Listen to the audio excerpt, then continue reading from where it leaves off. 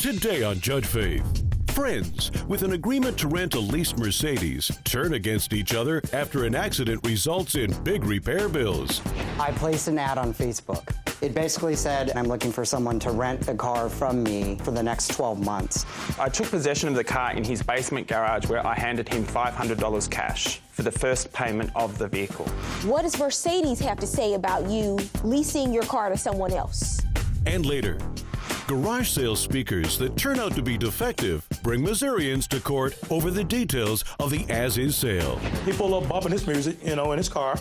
Boom, boom, boom, boom. So you think what, he knows something about speakers? Yeah, exactly. Man pull up playing music, speakers, it's sounding good. I'm thinking he know what he's talking about. He guaranteed him to work. He talked to me without me knowing that she told him everything was as is.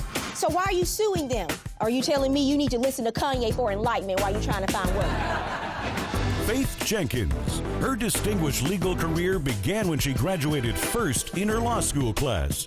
She quickly became a tough New York City prosecutor and then a preeminent legal analyst on cable news. And now she's the judge in her own courtroom. Her cases are real and her rulings are final. She is Judge Faith. Plaintiff Joshua Hobbs says the defendant rented his leased Mercedes and then crashed it into another car. He's suing for car damage and parking tickets. Defendant Shane Boyd says he doesn't know because Joshua broke their verbal rental agreement and took the car back before he could get it fixed. All rise. Court is in session. The Honorable Judge Faith Jenkins presiding. Please be seated. Your Honor, the litigants have been sworn in. This is the case of Hobbs versus Boyd. Thank you, Juan. Joshua Hobbs. Yes, Your Honor. You were suing the defendant Shane Boyd Yes, Your Honor. for $2,186 you say he owes you for car damage and parking tickets. Yes, Your Honor. Okay. What kind of car is this you're talking about? It's a Mercedes, 2015 Mercedes C400. 2015? Yes. Let me see a photo of the car. So the car's worth close to $40,000. Today, correct. Right. So when did you start? Were you purchasing? Were you leasing this car? I leased the car in May of 2015. Okay. And when did you enter into an agreement with the defendant to allow him to drive the car? It was official the first week of February 2016. Okay. And why did you not need the car anymore? What happened? So I switched jobs. I'm in the pharmaceutical industry. I switched jobs, and the new company I started with in on November 18th of 2015 provides us with a vehicle. A company car? Yes. Got it. Did you know him prior to entering into this agreement with him? I did. Oh, so he was a friend of yours? We're friends. Okay, and did you contact him directly, or did you place an ad about your car? How did you go about finding I placed an ad on Facebook. Okay, on your Facebook page? Correct. What did it say? What did your ad say? Do you have a copy of that? I don't believe I have a copy of the original posting. Do you have a copy of the posting, sir? I don't, I'm sorry. Okay. Where are you from? Australia. Okay. And so you placed an ad on Facebook. Just tell me in general what it said. It basically said, I have two vehicles. I don't need both, and I'm looking for someone to rent the car from me for the next 12 months. How much were you paying monthly for your lease for the Mercedes? My lease is $869 per month. And how much were you charging the defendant? $500. So, and here's my question. What does Mercedes have to say about you leasing your car to someone else? They didn't say anything because I didn't include them in that decision. You did not tell them? I did not. Okay. Do you have your lease agreement with Mercedes with you today? I do. The entire agreement? Just the front page. No, I don't need to see the front page. I need to see the entire agreement. I don't have the entire agreement. Because I'm pretty sure your agreement says you have to get permission from Mercedes for you to assign any interest or sublease this car to someone else, and you did not do that. That is correct. And there's a reason why they don't allow that, because what if he takes off with this $40,000 car? What is Mercedes going to do? They think you have the car, but you're renting it, whatever you want to call it, to someone else for a year. What do you have to say, sir? Because he says you damaged the car. What happened? The car was damaged, okay? I don't deny that. I took possession of the car on the 12th of February. After an arrangement, a verbal arrangement with Josh. I took possession of the car in his basement garage where I handed him $500 cash for the first payment of the vehicle. The agreement was I would pay him $500 per month and secure insurance. How did you damage the car? What happened? Okay, so the damage to the car was I rolled into, at a set of traffic lights, I rolled into a pickup truck. So the grille of the car was damaged, okay, and the number plate. Do you have an estimate? Yes, ma'am, I do. Let me see that estimate. You're seeking for his insurance to pay that beyond the $1,000 deductible? His insurance, yes, Your Honor, his insurance has already paid me the minus the $1,000 deductible for the front end of the vehicle, which was $500 and some odd dollars. The original estimate you have for front end is what he came up with, $1,500 and some odd dollars, okay? So immediately insurance cut a check for the residual balance minus the $1,000 deductible, which Shane did not pay. Okay. Upon further evaluation of the car, the insurance adjuster came back out to the body shop once they had physically removed the front end to see what additional damage was there, and they found an additional almost $3,000 in damage. Okay, I'm not holding him responsible for that. I don't know that he's responsible for that, and there's a $1,000 deductible, so go through the insurance company. What about these $400 in parking tickets? Yeah, I'm totally responsible for that. You didn't pay the parking tickets? Yeah. Is there any reason why? I literally had moved where I was living. I'd moved out to the valley, and I literally just forgot about them. They were in the console of the car. Coming up, the illegal lease is discussed in more detail. I'm very concerned that you leased your car to him, breaking your lease agreement with Mercedes. And later, Missourians battle over defective garage sale speakers and the details of the as-is sale. As he said, I did meet him afterwards. I had no knowledge of the as-is part. So you tell him he can get his money back if the speakers don't work? Plaintiff Joshua Hobbs says Shane caused major damage to his leased Mercedes. He's suing for car damage and parking tickets. Defendant Shane Boyd says he doesn't know because Joshua left him stranded in Los Angeles without a car. What this case boils down to is two things. First of all, I'm very concerned that you leased your car to him, breaking your lease agreement with Mercedes, which I'm about 99.9% sure you did. So now you're bringing into court, to me, the after effect of an illegal agreement you entered into with the defendant, right? Yes. Okay, so then you turn around and you're like, okay, I know I have this illegal contract I entered into, Judge, but that aside, I want my money because he damaged my car, right? Which he admits to doing. Which he admits to doing. So then I turn to you. You were negligent. You rear-ended someone. There was damage to the car. Yeah. I'm going to cut you a break, sir, in terms of ordering him to pay this deductible and for these parking tickets because he shouldn't have to pay for your parking tickets. And you had the accident with the car, he shouldn't have to pay for your deductible.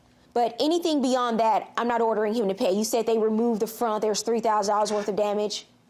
I'm not ordering him to pay that. He can pay the deductible. So I'm not going to throw your case out completely, which I was inclined to do when I first heard it, because you should not be, because you shouldn't be illegally renting or leasing your car to individuals in breach of your contract with Mercedes. I'm not going to tell them. We're going to keep this amongst ourselves. Okay? $1,408 judgment for the plaintiff.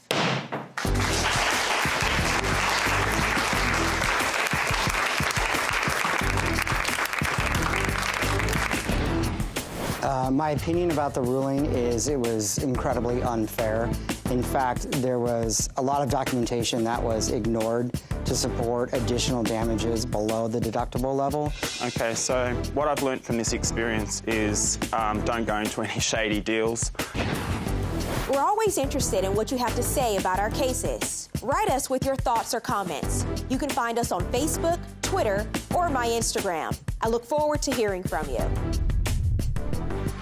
Plaintiff Keith Word says a defendant sold him defective speakers and agreed to return the money until his wife got involved. He's suing for a refund.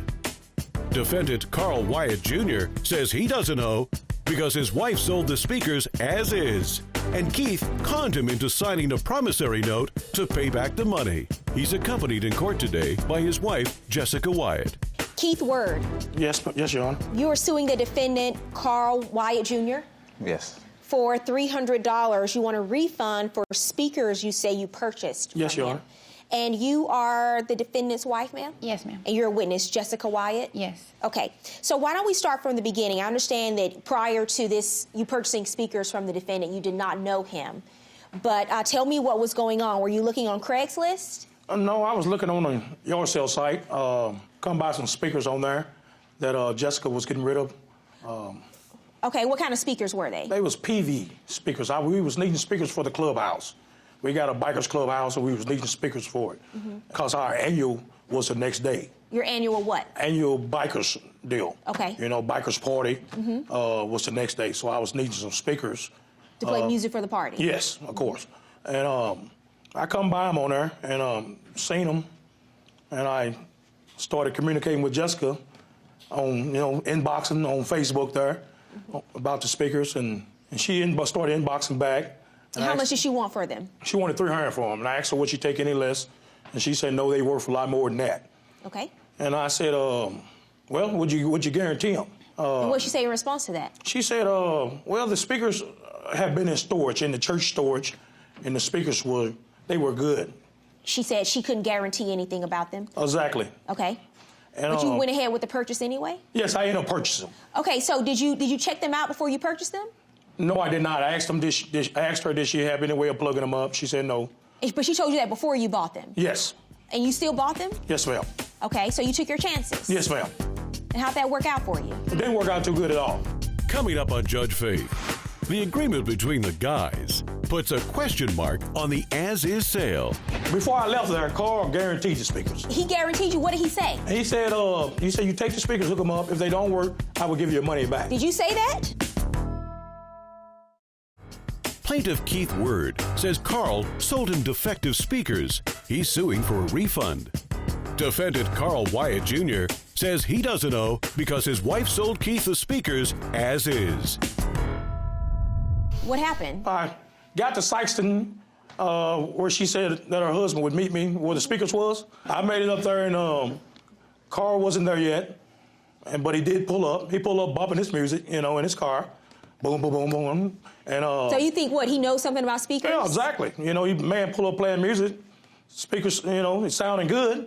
I'm thinking he know what he's talking about. He guaranteed him to work. So he threw the garage up, and there was the speakers. Speakers, they looked pretty decent. It was 3 of them. They looked pretty decent, but my friend, he wasn't too sure about it. He didn't want to get them. I said, man, we need some speakers. I said, we need some speakers for the clubhouse. Whose money was it? It was our money, the clubhouse money. Okay. So you went ahead and paid $300 for the speakers, and you took them back that day. And what happened when you plugged them in? They didn't work. They didn't work at all? Speakers didn't work at all. I called. Like nothing? Nothing? I called Carl. Carl said, before I left there, Carl guaranteed the speakers. You said he guaranteed you? What did he say? He said, you can take the speakers. He said, you take the speakers, hook them up. If they don't work, I will give you your money back. Did you say that? The following day, he talked to me without me knowing that she told him everything was as is. Wait, did you tell him that? Yes, ma'am. He contacted me, and I had a PA system, which was the PV. The whole thing went together in our church. He wanted the whole set for $300, $100 each, because my grandpa's sick, so that's why we were selling it. And when he got to my mom's house, my husband went over there, and he said, so everything for $300. That's why Mr. Word called me, and Carl said, what's going on? Well, everything meaning more than 3 speakers for $300? Yeah, 3 but you had speakers. told him 3 speakers for $300. And everything. So he was trying to get more than 3 speakers for Yes, $300? ma'am. Yes, because ma'am. when he got to the home, you were there, sir, but you were not. Yeah, I see the messages where you say you told him it was as is. Now, did she tell you if you Yes. bought them it was as is? Yes, I got the message too, same message. So why are you suing them? When we got there, Sir, I want to know this, because this is what happens. I have a lot of cases where people buy things off of Craigslist, and by default, these are as-is sales. But then I have messages on Facebook Messenger between the two of you. You specifically ask, can I get a warranty? Yes, I did. She responds, everything is as is. But she said they all worked at the church. We kept them in the house away from everything. So how do you get to the point to where you say the defendant agrees that he's going to give you all your money back if they don't work, if she's already told you it's as is? Can I answer that, Your Honor? Okay. As he said, I did meet him afterwards. I had no knowledge of the as is part. So he tells me, well, can I get some kind of agreement? If I knew what my wife told him, and I even told Mr. Ward this, if I knew my wife told you everything was as is, I would not agree to nothing. And this was a conversation me to him. Because basically I was thrown in the middle of it, not knowing what was going on. So you tell him he can get his money back if the speakers don't work? Yeah, after the fact that I didn't know. So after me and him had that agreement, I went and talked to my wife, and it kind of put us in an argument because she said I told him everything was as is. I did not know that. You're not present when they have this conversation? No, she wasn't present. But you give him a warranty on the speakers and tell him if they don't work, he can get his money back? Yeah, because, I mean, I'm the type of person to where if I do sell something, I try to be fair with people. Okay, so when he calls you, does he tell you the speakers don't work? No, he said the speakers don't sound good on their PA system. So they did work, the speakers did work? No, ma'am. No, Wait, ma'am. did you call him and tell him that the speakers worked, but they didn't sound good? No, ma'am. He said they sounded No, distorted. ma'am, I called him and told him right then. As soon as I made it back to the clubhouse, we plugged in, but the speakers didn't work. What happens next? Someone signs an agreement? All it is I brought him an agreement because, like I said, I did not know. Before or after he tells you? This was after he told me they didn't work. May I have a copy of the written agreement? Yes, I have it here. Ma'am, why don't you have a seat? Do you need some water? Okay. When I made the calls out, Jessica was sitting in the car. I could tell she was kind of upset. So she went in the house and Carl come back out. That right there in hand. I'm thinking he come out with my money. You know, I'm looking to get my money. And he showed back up with that. He showed back up with that promissory note. And he said, "Would you agree to June the 17th? I'll give you $150 on June the 17th and give you the rest." I think it was June the 25th. June the 17th came. I called him. Did he ever give you any money back? No, I called him. So, I mean, this is interesting because you took it a step further. Okay, so we have this one conversation where you tell him it's as is, right? And that's clear. That's not there's no ambiguity in that whatsoever. Yes, ma'am. And then there's a second conversation where he has a separate conversation with you. You're telling me that he didn't inform you that she had told him prior that it was as is, but now you're having a conversation with him, and you have another agreement with him. It's not that he lied to you and said that she said I could get a warranty from you. He just doesn't tell you about their discussion. Yeah. And you say, I will guarantee you that if these speakers don't work, you give the money back. But then you have an opportunity to speak to her, right? Because he comes back after they don't work. This notice created after the two of you have had an opportunity to communicate. That is what bothers me about this. But you still write him a note after communicating with your wife and tell him you'll give the money back to him. Coming up, Judge Faith rules. And now, Judge Faith rules. Why are you telling them you're laid off and you need your money back for these speakers when it wasn't even your money? The money was somebody else's money. I took the money out of my pocket to purchase the speakers and looking for the club. But you were getting reimbursed by the club, right? So you're not spending your own personal money while you're laid off on speakers. You have other things, you have better things to spend your money on, right? Are you telling me you need to listen to Kanye for enlightenment while you're trying to find work? No, listen to Cut It. Based on this agreement, the written agreement, that, I mean, otherwise this will be an as-is sale and we will be done. But clearly, after two of you had an opportunity to communicate, you decided to sign a promissory note and promise to pay him the $300 back. And so I'm going to enforce this promissory note in order that you pay the $300 back to the defendant. Where are the speakers? I took the speakers back to the house. Okay, so you have them back? He have them back. Perfect. You keep the speakers, you can resell them, do what you want with them. $300 judgment for the plaintiff. Good I sure luck. hope you're not trying to resell them.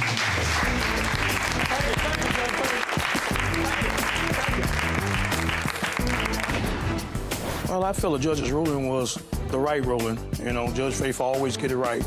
I feel the judge made a reasonable decision, but all evidence wasn't brought to the table. Today on Judge Faith, two Los Angeles strangers come to court when one of them accuses the other of operating a Craigslist car sale scam. I tore the car apart, and the car's been wrecked. It's been mended back together. I had the car for less than 24 hours. When I sold him the car, I just disclosed everything I knew about the car to him. What proof do you have that he gave you a warranty that if there were any problems with the car, you could bring it back to him? And later, a U.S. Army Corps engineer analyst brings her contractor to court after he fails to build a fence in her backyard. I was trying to get the work done before I went back to Afghanistan. I have reached out here several days, maybe 15, 20 times. Your Honor, I was mad when she canceled it because I gave her a heck of a break on the concrete pad. Okay, but you had her money. You can't be mad when you have somebody's money. You got to communicate. Faith Jenkins. Her distinguished legal career began when she graduated first in her law school class.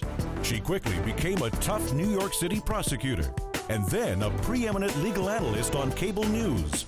And now she's the judge in her own courtroom. Her cases are real and her rulings are final. She is Judge Faith. Plaintiff Raul Vasquez says the defendant is running a scam and lied about the condition of the salvage vehicle he sold him. He's suing for the value of a car. He's accompanied in court today by his mechanic, Rudy Martinez. Defendant Henry Yu says he doesn't owe because the car was cleared with a DMV and he bought it for his girlfriend, but she didn't want it. All rise. Court is in session. The Honorable Judge Faith Jenkins presiding. Please be seated.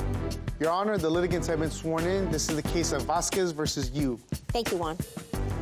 Raul Vasquez, Yes, Your Honor. you are suing the defendant Henry Yu Yes, Your Honor. for $2,500, the value of a car you say he owes you for. You purchased a car from the defendant, right? Yes, Your Honor. Okay, so tell me about it. I end up buying going into Craigslist on April the 8th or 9th.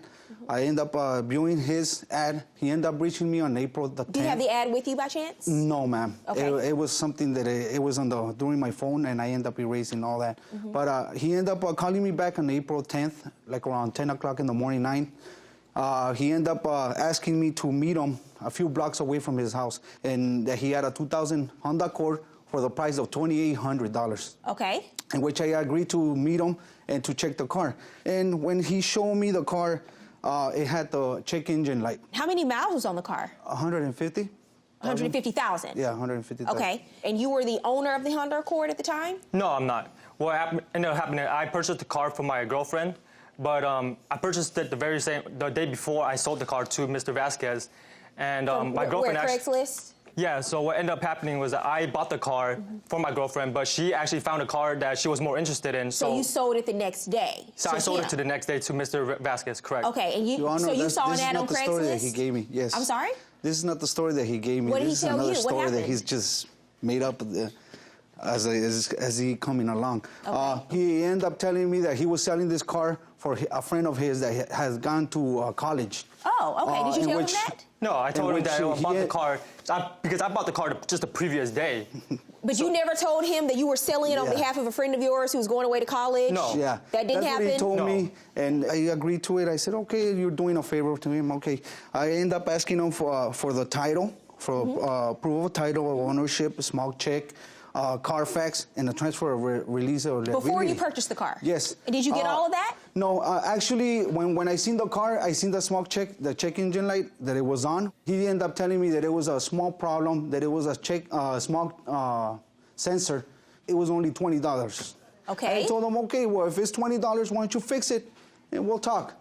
I'll give you $2,500 if I could, and we'll talk. Oh, I can sell it to you for $2,500. My friend says that $2,800 is the mileage. So how much did you pay for it? So $2,000. When did you buy the car, sir? That day? The same day. He ended up calling me back about 2-3 hours later. He ended up telling me that the check engine light was fixed. What happens after you buy the car? He ended up selling me a car that is salvage.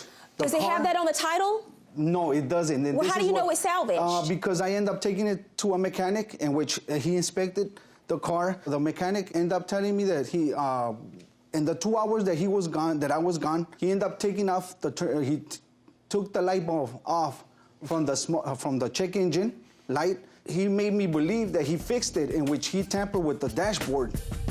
Coming up, the condition of the used car is called into question. I see you brought your clipboard here today. What are you about to tell me about? The check engine light wire was cut in the back. Did you tamper with the engine light? Did you do anything with the engine light? And later, A homeowner brings her contractor to court after he fails to finish a fence he agreed to build in her backyard. I gave him $2,000. I had been calling constantly. I'm only here for 15 days. What about the fence? He didn't answer. Plaintiff Raul Vasquez says Henry is running a scam. He's suing for the value of a car. Defendant Henry Yu says the car was cleared with the DMV. So you buy the car, you leave. When do you discover, you say there's an issue with the car, that it's a salvaged car? By taking it to a mechanic or by driving it? By driving it. How many days, how many hours did you have it before you say, whoa, there's a problem? The same day. The same day. You take it to a mechanic, how many days later? 2 days, but the first day... And you are the mechanic? Yeah, he's the mechanic. Thank you for being here, sir. Rudy Martinez, would you stand up, please? How long have you been a mechanic, sir?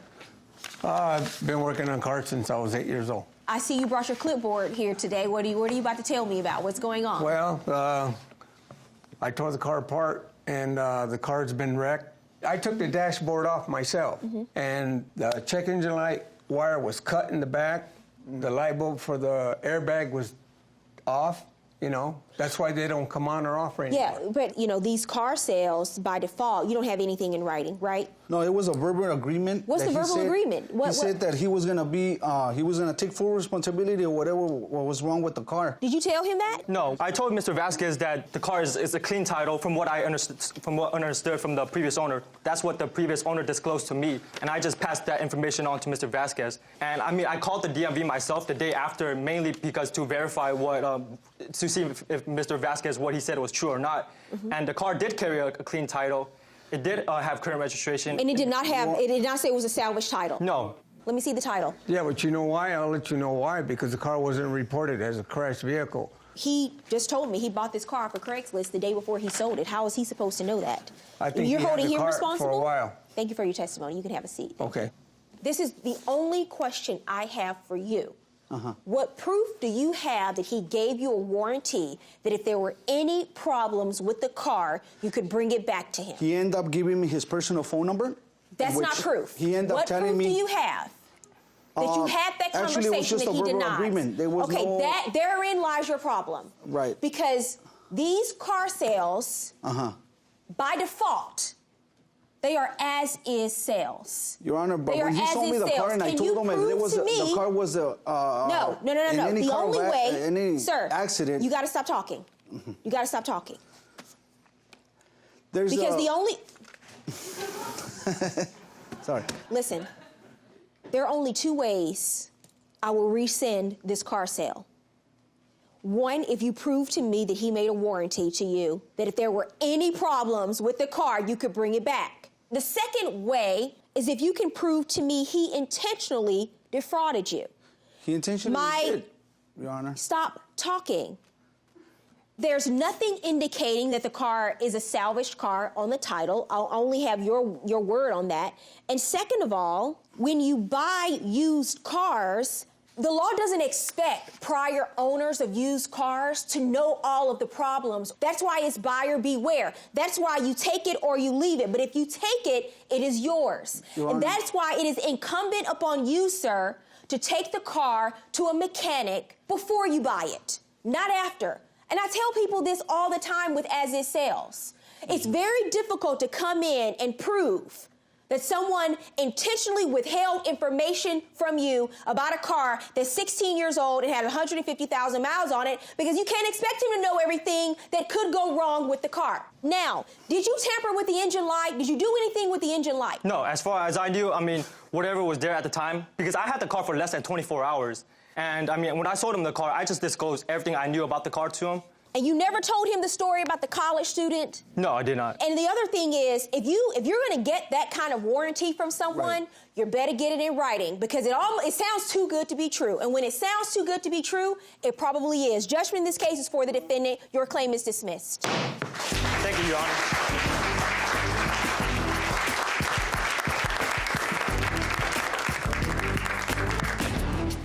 I mean, when you buy a car on Craigslist, it's the buyer's responsibility to fully inspect the car before making a purchase. I was conned by a person that I guess he's been doing this for a living. We're always interested in what you have to say about our cases. Write us with your thoughts or comments. You can find us on Facebook, Twitter, or my Instagram. I look forward to hearing from you. Plaintiff Joanne Long says she hired the defendant to build her patio and install a fence, but he never finished the fence, so she was forced to fire him. She's suing for a refund. Defendant Michael Reed says he doesn't owe because the delay was due to bad weather, and Joanne canceled the job halfway through the project. He's countersuing for the balance owed for services. Joanne Long. Yes, Your Honor. You are suing the defendant Michael Reed Yes, Your Honor. for $1,050 you say he owes you for a refund. Yes. You hired him to do some repairs at your home. You are countersuing, sir, for $950, the balance owed for the services you say you provided. That's right, Your Honor. Okay. You are a contractor? I am. And, ma'am, what city were you living in at the time? St. Peters, Missouri. So tell me what happened. How did you find the defendant, and what did you hire him to do? I was deployed to Afghanistan at the time, and this was, and I was there for a year, but I was home for Christmas. And so I was online, and I was looking for a contractor to expand my patio and to install a fence. And there was this site called Home Advisors. And you feed in your information, and it matches you with contractors. And it matched you with the defendant? Yes, it did. And, sir, how long have you been in this line of work? 16 years, Your Honor. Do you own your own company? I do. And what do you specialize in? Fencing and decking. Fencing and decking. Yes, so ma'am. perfect match. Perfect match, for yes. the plaintiff, because that's exactly what she wanted Yes. done. Right, and we do concrete too, so when she asked me to do concrete, we can do that. Okay, and so the two of you have an agreement that he will redo your patio and install a fence in your Yes, yard. ma'am. And you agreed to a price, right? Yes, ma'am. What was the initial quote he gave you? For the fence, he said $2,000. Okay, and then when you asked about the patio, what was the total? Okay, $950. So we are looking at a total of $2,950 for Correct. both jobs, right? Correct. And you gave him $2,000 to Correct. start the work. Correct. There's a time period that she wanted this work done because That's she was correct. traveling back and forth out of the country at that time. Correct. But you were going to be in town for a certain number of days. Correct. And you hired him to do the work during those days, weather permitting. The two of you communicated via email, am I right? No, Your Honor, we have a written contract. You have a written contract? Yeah, I emailed her the contract. Was it signed? You know, her down payment is the acceptance of the proposal of the contract. Okay, so let me see the proposal then. What were the dates you wanted to have the work done? The 15th of March through the 1st of April. What happens? What work gets done within that time frame? They did the patio. His guys did an excellent job on the patio. How many days did that take? About 4. Okay. And during that time, I had been calling constantly to Michael because the guys are working on the patio. So it's like, okay, Michael, I'm only here for 15 days. What about the fence? He didn't answer. Coming up on Judge Faith, did a communication breakdown cause the contract dispute? I'm writing you this email to cancel the installation of the fence. I've made numerous phone calls to you. The fence would be installed in 1 day. I just needed 2 or 3 more days, and we can Why do do 50 you say feet. that? Why do you respond to the email? Plaintiff Joanne Long says Michael stopped communicating with her. She's suing for a refund. Defendant Michael Reed says he doesn't owe because Joanne never gave him the opportunity to finish the fence. He's countersuing for the balance owed for services. When the defendant did the repairs on the patio, and that was done in those 4 days between March 23rd and April 1st before you left, you had no communication with him. You attempted to communicate with him, and you did not? Yes, ma'am. No response to a phone call, a text message, Yes, an ma'am. email, nothing? Nothing. Okay, Your I'll Honor, hear from you. she has my guys are in charge of the job. When they go to the job, they're in charge. I also have another job outside this one. Sir, I understand that, okay. but was she contacting you about the fence? Did you get messages from her? I did. Did you return her calls? I did not, because I talked to my guys at the end of every day. I talked to my guys and what they're doing, and they would bring me up to date what they were doing, and they would tell me she's fine, she's happy. But sir, March 23rd, the patio was finished. Why wasn't the fence done? She canceled it. As soon as the patio was done, she canceled the fence. What date do you say she canceled it? I think it was like the 24th.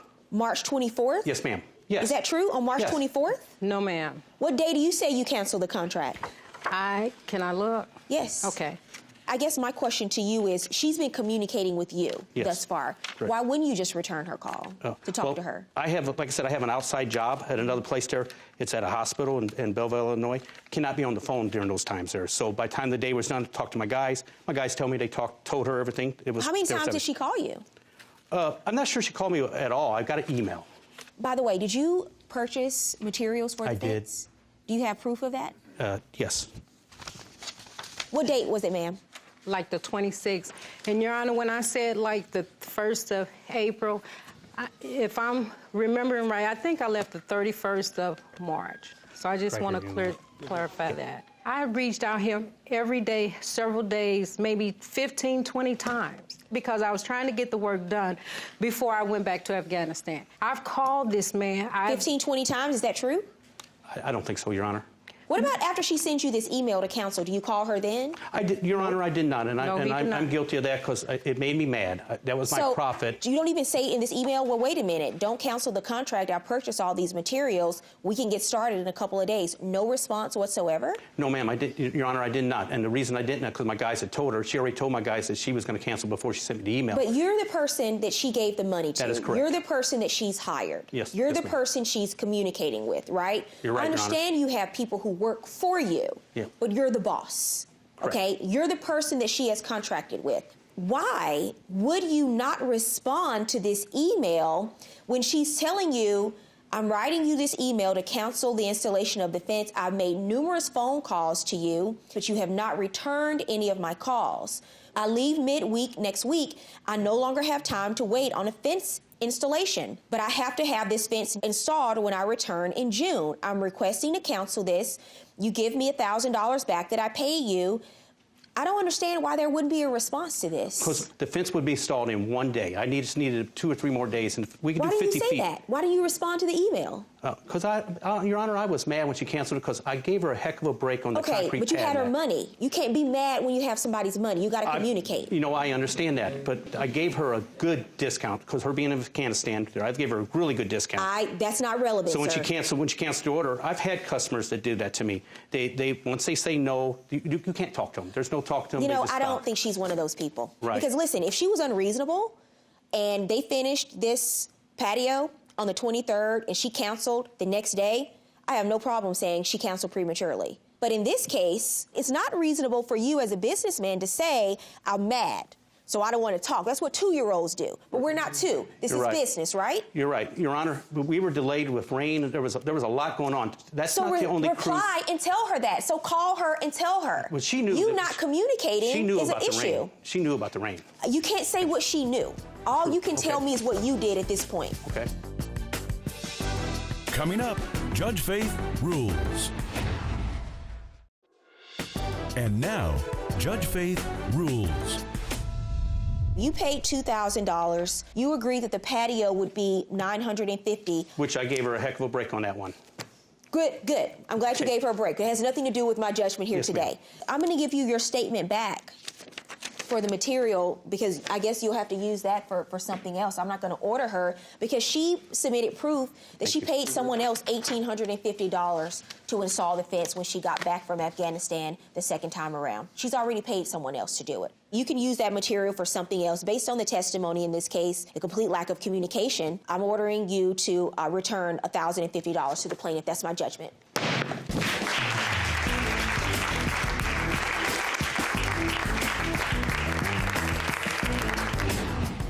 Well, no matter how ridiculous a customer doesn't understand about the weather and stuff, I guess I would bring every call back to them and ask them their emails, no matter if I had somebody out there working or not. I just feel like lack of communication. When you own a business, you have to communicate with your customers, and it's all about customer service. Today on Judge Faith, a small-town dispute over a damaged truck engine ends in a big city battle. Ely, Minnesota is where I'm from. It's you and the good Lord out there and maybe a moose. On the way home, snowstorm. It's that heavy first snowstorm of the year that heart attacks me. The heavy stuff bends the trees. A tree snapped, fell directly in the path of my vehicle, on my vehicle. When the vehicle left the dealership, it was running properly. I don't want you to take me up that mountain to Ely again. I want you to answer the question I'm asking you, okay? And later, Cousins end up in court after finding out the hard way they made better friends than roommates. She's very possessive, Judge. She brought some food. She would tell me, this is my Captain Crunch. You know I don't pay about my cereal. Don't touch it. You know I have a favorite. Why would you just go for the kill on my favorite? I gave her a place to stay. I'm paying all the bills for both of us by myself. Are we really talking about Captain Crunch right now in court? Faith Jenkins. Her distinguished legal career began when she graduated first in her law school class.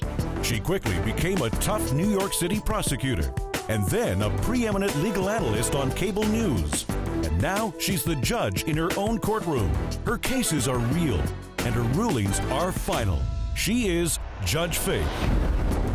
Plaintiff Mike Jankovic says he took his truck to the defendant's auto shop, but it broke down days after it was returned to him. He's suing for an engine replacement. Defendant Alan Knapp says his auto shop owes nothing because he took care of the problems he was paid to fix. And the truck engine was old, so it broke down. All rise. Court is in session. The Honorable Judge Faith Jenkins presiding. Please be seated. Your Honor, the litigants have been sworn in. This is the case of Jankovic versus Knapp. Thank you, Juan. Mike Jankovic? Yes, ma'am. You are here suing the defendant, Alan Knapp, and I understand you're an authorized agent for a business in Minnesota called Mike Motors of Minnesota? Correct. Okay. For $7,714, you say they owe you for an engine replacement? Yes. Okay, so why don't you start from the beginning and tell me what happened here? Let me tell you first, I live in a place, it's Ely, Minnesota is where I'm from. And Ely, Minnesota is way up in the wilderness, northern Minnesota. Mm-hmm. November 12th, I was going to an event about 2 hours south of me. Everything was fine, good day. Spent the day down there. On the way home, snowstorm. There was some weight. It's that heavy first snowstorm of the year, that heart attack snow, the heavy stuff bends the trees. A tree snapped, fell directly in the path of my vehicle, on my vehicle. Mm-hmm. But when the tree fell, one of the branches, thank God it didn't come into the windshield, mm-hmm. went through my engine. It pierced it, sort of like, shish kebab, the whole thing. Wow, okay. Yeah. And, let me see the photos you submitted. And what year was your make and model was your car? Yeah, you could see it. It's a 2005 GMC Denali. That's the tree that's across the road. That's the culprit right there. And you could see, if you see in the picture there, that right where the GMC used to be, that got knocked off, that's where the branch was. I went to back up the vehicle, get it off the road, if perchance somebody else came in. I mean, it was right in the middle of the road. I had to shut it off. I turned the hazards on, and like I said, it's you and the good Lord out there and maybe a moose. There's nobody coming, and I knew that. Mm-hmm. I'm thinking about building a fire, and I'm down there for about an hour, and it's getting cold. And I saw some lights coming down in the distance toward me. Turns out it was a police officer, which, good for me. He just happened to be coming that way. But you made it out alive and I okay. made it out alive. You weren't injured, but the truck was. Oh, the truck was. And the engine was completely destroyed, according to you. Well, as far as I knew it, I couldn't drive it. So then how many days later do you approach by the way, do you know the defendant? Had you seen him at the shop, the body shop you went to? Oh, I know Al, sure. It was a small town. Oh, okay. So then how many days later do you take your truck to his shop? I think it was the 18th of November. Okay, so about 5 days later. About 5 days later. Did you have the conversation with him about the repairs to the truck? No, my body shop manager had the conversations with Mike. Because we're here today because you say you paid this body shop to fix your engine and they did not do it. Right. What was your understanding of the work that they were going to do? They were going to make it right. Do you know what work they did? You didn't have a discussion with them? You just gave them the truck and said, fix whatever's wrong. Coming up, the guys disagree about the condition of the car. After we did all the repairs, we test drove it and everything was driving fine, so we released it back to them. I trusted them to fix my engine. I drove it, it failed 2 hours later. And later, cousins come to court over unpaid rent. I didn't feel like that was fair to be charging me $350 plus $250 for utilities. She had the living room, and my living room had a door to close it off. And I'm in your living room, so when your guests come over, they're in my space. When my guests come over, they're in my space. Your cat in my space. You in my space. Plaintiff Mike Jankovic says Alan's auto shop damaged his truck engine, He's suing for an engine replacement. Defendant Alan Knapp says he owes nothing because his auto shop never touched the truck engine. But you're suing for a brand new engine. Yeah, well, I'm suing for an engine to Why? This initial damage that they fixed from the tree. Okay, I received the vehicle back from them 3 weeks later. They did the work, all good. I was happy. They didn't fix any of the dents or any of that stuff. I didn't need that. I needed it to run. I was taking a drive a few days after that to a city about a half hour away from me, Virginia, Minnesota. And during that drive, I noticed that the oil pressure gauge was low. And, I'm used to driving my vehicle. I know what it looks like when that gauge has never been low before. What happened? I don't know. I checked the oil. Did the car go out on you while you were driving? Did it go out? No, ma'am, not at that point. Did it stop running? No, ma'am. When did it stop running again? When I noticed it was low like that, brought it back to them to have them check it out. I said, I just had this major work done. When did you, I want you to listen and focus. Yes, ma'am. I don't want you to take me up that mountain to Ely again. I want you to answer the question I'm asking you, okay? You got the truck back 3 weeks after you gave it to them. When does it stop running again? January 29th. Okay, and how long had you had it back at that point? They completed their work on January 20th. January 20th. So 9 days. And when it went out, what happened? Did you go out one day and try to crank it up and it wouldn't start? What happened? I was driving and loud knocking. I knew something bad was happening. So I shut it off. Okay, now let me turn to you, Mr. Knapp. Essentially, the allegation is the plaintiff hired you to fix the engine, to get the truck running again. He only has it back for a few days, and the engine goes out. Why do you say you're not responsible? We did the repair that the insurance company approved us to do. Okay. And the repair that they approved us to do was to replace the radiator, replace the transmission cooler, and to replace the power steering cooler. So we never did any physical work to his engine. We replaced the front end area. I don't know a lot about cars, honestly. I drove it. It was fine. The tree fell. It was not fine. Right. I understand that. I brought it in to be fixed, and then presumably it was fine. It was signed off to be repaired. When the vehicle left the dealership, it was running properly. But when he brought the vehicle back a week later, we put a oil pressure test on the motor, and at that day, it was within the specifications of General Motors. After we did all the repairs, we test drove it, and everything was driving fine, so we released it back to him. If the engine failed due to the accident, he should be going back to his insurance company, not coming to us. I would actually agree with that statement, because here you have the insurance company that's approved certain work for them to do, and that's the work that he's saying they did. You're not saying that they didn't do the work. You're saying, well, my engine wasn't fixed. He's telling you, we didn't fix the engine. I don't understand why this communication isn't happening between you and you say you know Alan. This is a small town. You all know each other. You've known each other for years. Why isn't this conversation happening between the two of you, and why is it happening in front of me? This is simple. You took the car in. Your insurance company paid for certain work to be done on some parts to the car, not the engine itself. They're telling you, we did not work on the actual engine itself. You are suing them for a brand new engine. That's not going to happen here today, sir. I understand. I'm not ordering them to buy you a brand new engine for your car. You have no proof that they damaged your car further by the work that they did. I think they actually did the work that the insurance company paid for them to do. If there is a problem with the engine, you've got to go back to your insurance company and tell them, don't you know your insurance agent? This is a small town. Don't you know them too? Small town, big insurance company that I'm with. Okay, well, you got to call them. When I brought the vehicle back with the oil pressure problem, I trusted them to fix my engine.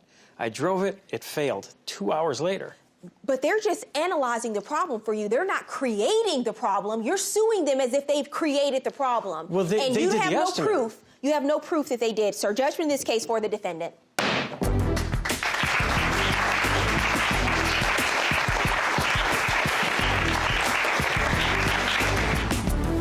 When you bring your vehicle to your trusted vehicle repair place, you expect it to be fixed, and it was not. And I trusted them, and apparently I shouldn't have. Either he needs to go back to his insurance company or take care of the bill himself. Plaintiff Qualina Lewis says her cousin was a terrible roommate who stopped paying rent, so she had no choice but to kick her out. She's suing for unpaid rent and utilities.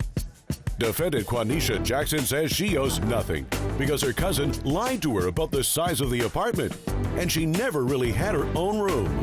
She's countersuing for a damaged TV. Qualina Lewis? Yes. You are suing the defendant, Quanisha Jackson. Yes, Your Honor. For $3,000 you say she owes you for unpaid rent and utilities? Yes, Your Honor. Okay, so we'll start with you. Now, you say the defendant lived with you for a time period? Yes, she lived with me for 5 months, but she's also my cousin. Okay. You know, we always had a good relationship. We were so close. Our grandmothers were sisters. Our moms were pregnant at the same time. You know, we're only 4 months apart, so we were always close, always partying together, having fun. So when she came to me and said that she had got into it with her grandmother and that she needed a place to stay, she couldn't stay there anymore. I had my reservations, but she's my cousin. I love her, so I said, sure, you can come stay with me. And so at that time period, where were you living? I actually left my boyfriend, so I wasn't getting into it with my grandmother. I had broke up with my boyfriend, so I don't know where she gets that from. But I did ask her to come stay with her because I didn't want to go back to my grandmother's house. Okay, and so where were you living at the time, in an apartment or a house? An apartment. Who were you renting from? My landlord. You had a landlord? Yes. Okay, so you were living in a complex? Yes. And you told her she could come and live with you during that time period, and what was the conversation about what she would pay? I told her that she would have to pay me half of the rent and half of all the utilities. You know, we had cable, we had internet. Me and Quanisha, when she had moved in. But you already had those things, Yeah, right? I already had those things. I already had cable. How much was your rent? My rent was $700 a month. Did she have her own bedroom, or you had a bedroom? I had a bedroom. And so, and she had the living room, but the way my apartment was, it was a big apartment. And my living room had a door to close it off from the hallway to the living room. So it was like she had her own separate What do you have to quarters say about anyway. that? I showed up and there I have no bedroom. When you say you have space, I'm thinking you have an extra bedroom for me, and I'm in your living room, so when your guests come over, they're in my space. When my guests come over, they're in my space. Your cat in my space. You in my space. I didn't feel like that was, like, fair. Coming up on Judge Faith, the cousins are questioned about their lease. Were you the only person on that lease? Yes. What did your landlord say about her moving in?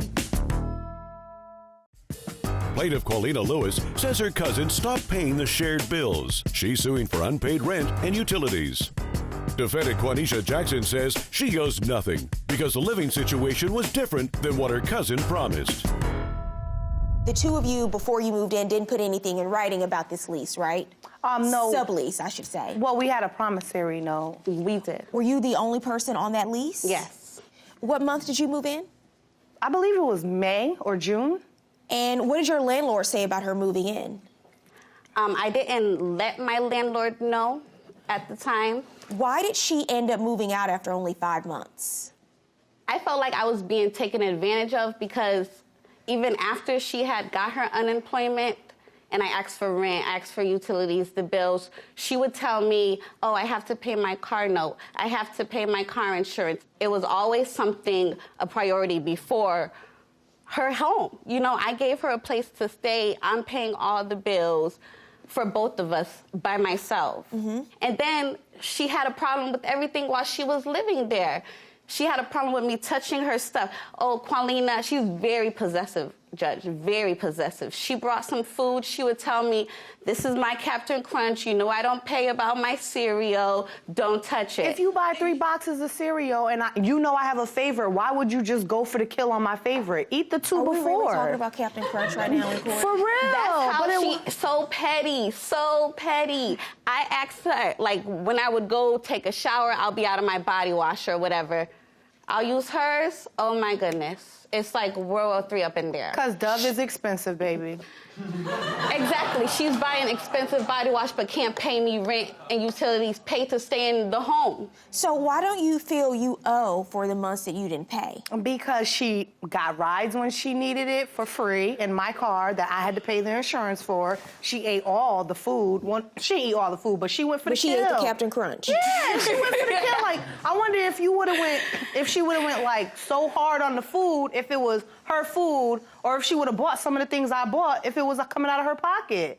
I mean, so you feel that it's even because you were giving her rides and buying groceries, and then she my was eating the TV. groceries. My TV happened. So I had I believe it was 40 inches. I paid. And this is what your counter's seeing for. I paid $280 $280 for it in 2013. I bought my TV there. Now it's the community TV. Your company come over, what they watching? My TV. You know what I mean? You're watching my TV. We're all watching my TV. But why does she have to pay for your TV? Because I left to go, be with my ex-boyfriend for 2 days. Come back, my TV don't come on. What happened to my TV?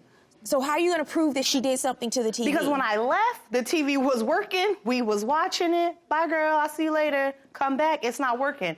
I didn't do it. Somebody did it. But it's not broken. It just won't turn on. It's and you not think she turning somehow on. It probably did something fell. to it. It won't turn on. She probably spilt something on it. It won't turn on. Her cat probably jumped on it. It won't turn on. I don't know. But the TV won't turn on. Well, if you don't know, I don't know either. Coming up, Judge Faith rules. And now, Judge Faith rules. Here's the issue. In 99.9% of these leases, you're not allowed to sublet. And when you do sublet and you have someone come in and sleep on your couch, it's illegal. It doesn't matter that you have a promissory note. This is an illegal promissory note if you're not allowed to sublet. So then, if you have your cousin come in, sleep on your couch, she agrees to pay rent and she doesn't, you're kind of up a creek without a paddle, because what you can't do is then sue and come into court and say, I want to enforce this illegal side agreement that my cousin and I made. It's against my lease. My landlord doesn't know, but I want you, judge, to enforce this agreement. That's just like someone coming into court saying that they bought some crack cocaine from someone and it wasn't good crack, so they want their money back. How so you can't come into court and sue for bad crack. I don't think it's the because same it's an illegal. No, I'm telling you what the law is. It is the same under the eyes of the law. An illegal agreement is an illegal agreement under the eyes of the law, whether it's crack cocaine or whether it's a sublet that you're not supposed to do. And so I can't enforce an illegal contract. That's what happens when you take a chance, and people do it all the time. I know. People sublet, they bring people in all the time and sleep on the sofa and pay me this, pay me that. Okay, that's fine. You do that if you want to do it. But you can't expect to sue someone, come into court and say, my illegal sublet didn't work out and I want you to enforce this illegal sublet. That's just not the way it works. You don't have enough proof that she broke your television, that she's the one that broke your TV, and then for you don't have your lease here in court today, and so you have no proof that this was a legal agreement between the two of you to allow your cousin to sublet. So both cases are dismissed. Good luck, ladies.